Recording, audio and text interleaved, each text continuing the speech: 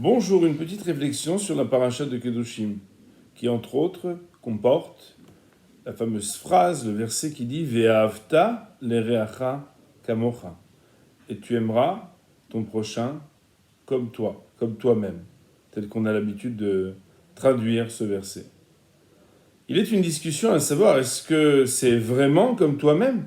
Est-ce qu'on peut aimer quelqu'un vraiment comme soi-même? C'est d'ailleurs la manière avec laquelle Rashi ou le Ramban vont discuter. Ramban Nachmanide veut dire, mais Aflaga, c'est une petite exagération. D'ailleurs, on sait bien que quand on n'a rien à manger ou très peu pour soi-même, on n'a pas le droit d'aimer l'autre autant que soi-même pour partager. C'est l'histoire de ces deux hommes qui sont dans le désert et qui ne disposent que d'une cruche d'eau. Si on la donne à l'autre, on meurt. Si on la partage, on meurt tous les deux. Et si on la boit soi-même, alors on survit.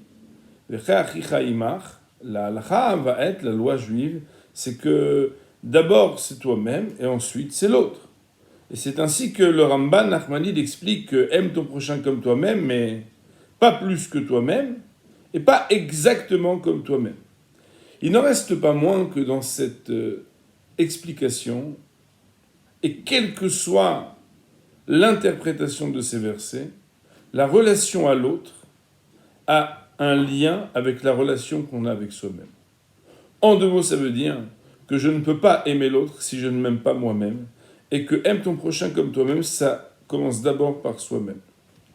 Et bien sûr, l'enjeu et les conséquences de cette réflexion sont très grands, puisque ça veut aussi dire que parfois, lorsque je pense avoir des conflits interpersonnels avec les autres, c'est beaucoup de fois parce que j'ai un conflit à l'intérieur de moi-même. Nos maîtres vont carrément dire « Kol aposel bemumo posel ». Lorsque quelque chose me dérange chez l'autre, s'il me dérange tellement, c'est que ce défaut et cette problématique a une résonance à l'intérieur de moi-même. D'ailleurs, tout le monde sait bien que les conflits les plus grands et les plus forts sont avec des personnes qu'on voudrait aimer, qu'on aimerait aimer et qu'on aime profondément. Les parents, les époux, les enfants. Et pourtant, il y a une problématique. C'est la raison pour laquelle, dans les relations humaines, surtout aujourd'hui, on est connecté avec tout le monde. Mais est-ce qu'on peut être connecté avec tout le monde sans commencer par être connecté avec soi-même ? Est-ce qu'on peut prétendre mettre des likes pour les autres si on n'est pas capable de se liker soi-même ?